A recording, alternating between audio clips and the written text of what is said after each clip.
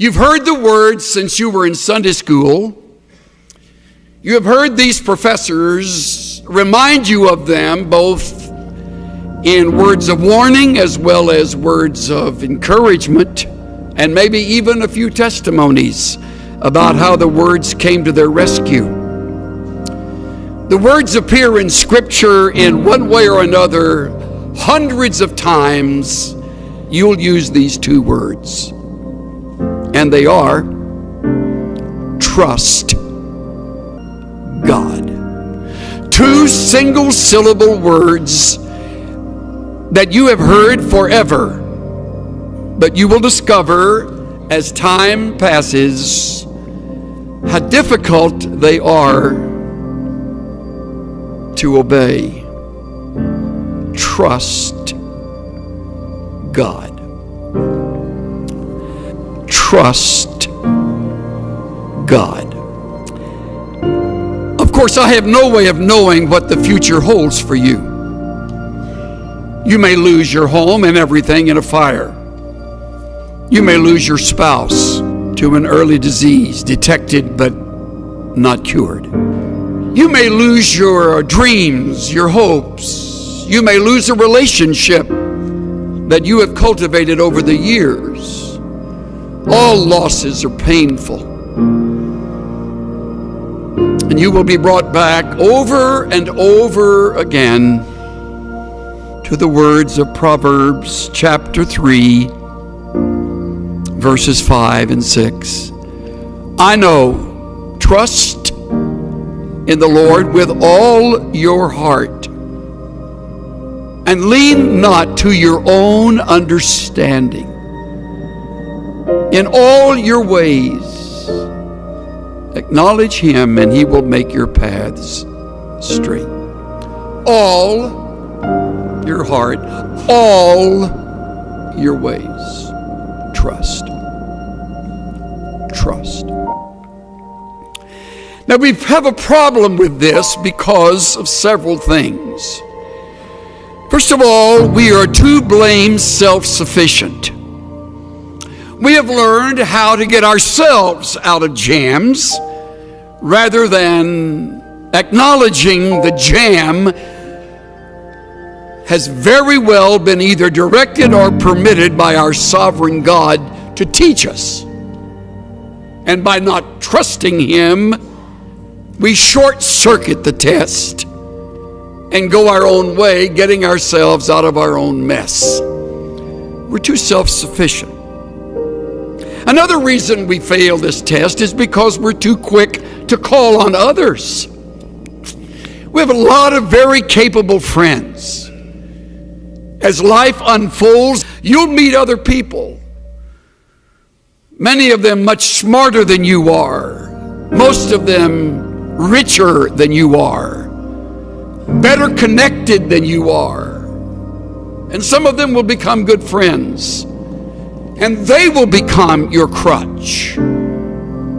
You'll trust them rather than the Lord your God. Because they're right there, and they have connections. And when you're up against it, they'll get you through it. Another reason we don't trust is because we feel distant from the God of heaven. Don't feel too guilty about that. So did Job, as godly as he was.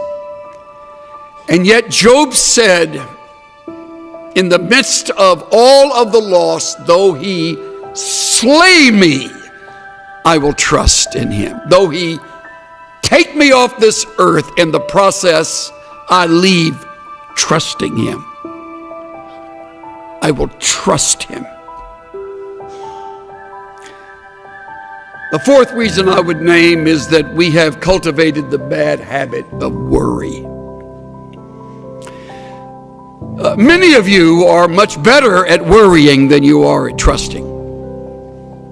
If you were to put together a worry list, it would outrun your prayer list.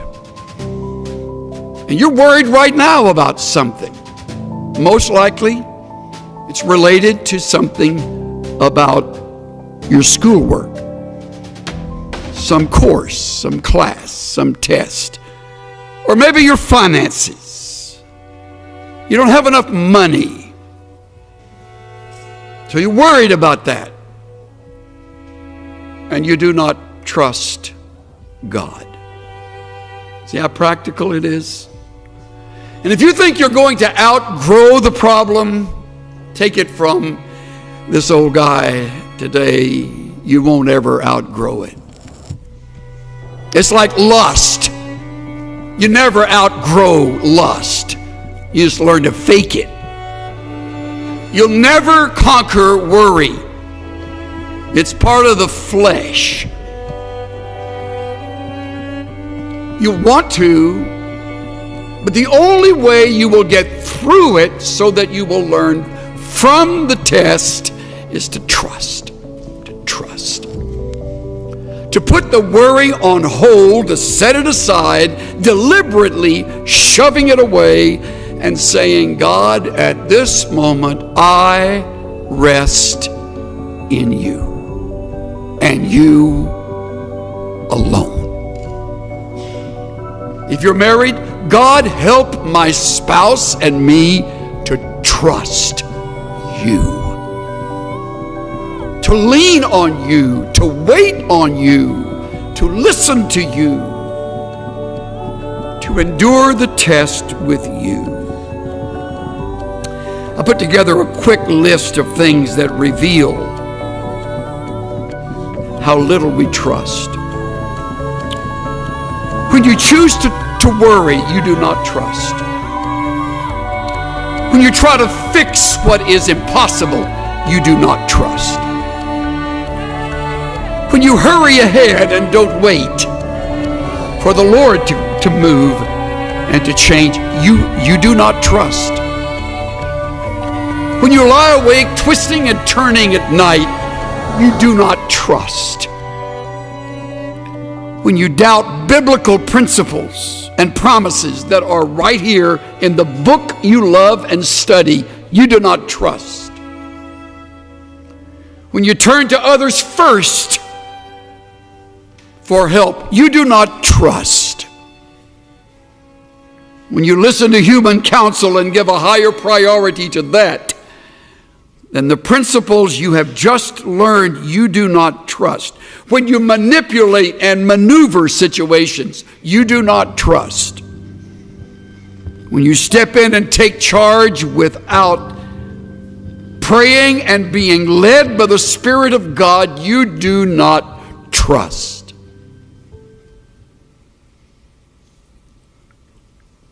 When you cling to others in order to feel secure and needed and loved, you do not trust.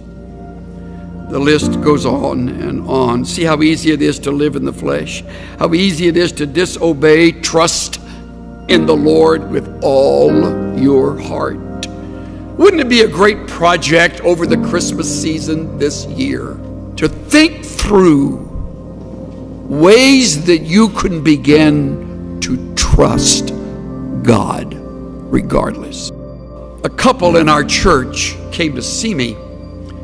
She is probably in her late 30s. He is same age. She has been diagnosed with stage 4 cancer. She's by now lost all of her hair through the treatments. They have 2 small children. Here sat her husband. Here sat this lovely woman, his wife, as they spoke to me in the most encouraging manner. I'm in tears. They're smiling. What an interesting reversal of roles. I'm the guy that's supposed to have the answers. And they sit here and they minister to me as I've rarely been ministered to, talking about what God is teaching them in the midst of the loss. Now, all of that'll sound hollow if you're cynical, and some of you are, tragically. But if you still have a heart, you will realize that's where you want to be. when the doctor says it's your wife, or your husband, or your mom or dad, or you. Something happened in their lives somewhere that they determined they would trust God with all their heart and lean not to their own understanding. I asked the husband straight out, don't you lay awake at night wondering where all of this is going? And his response was an immediate, oh yeah, there are nights like that. Then tears came as he said, I can't imagine living without the greatest woman on earth. I mean, this is real life stuff. And I put my arms around both of them at the end and told them how much they mean to me, to us as a church. She still has stage 4 cancer. We prayed. We talked about prayer in the midst of this. We discussed a future without her and the possibility of how God has the ability to heal her, can heal her, may heal her, and may not. He said, to be honest with you, my greatest fear is knowing these children would be raised just by me. Because without this mom, I can't imagine how I'm going to be able to do that. True, honest words. But I trust God. I trust God. How good is that? Their circumstance hasn't changed. Unless God breaks through, the cancer will ultimately take its toll. And they trust God. And should the Lord choose not to heal her, and I have her funeral, I am confident His words to me will be through tears, I am trusting God on where to go from here. That's what I'm talking about, men and women.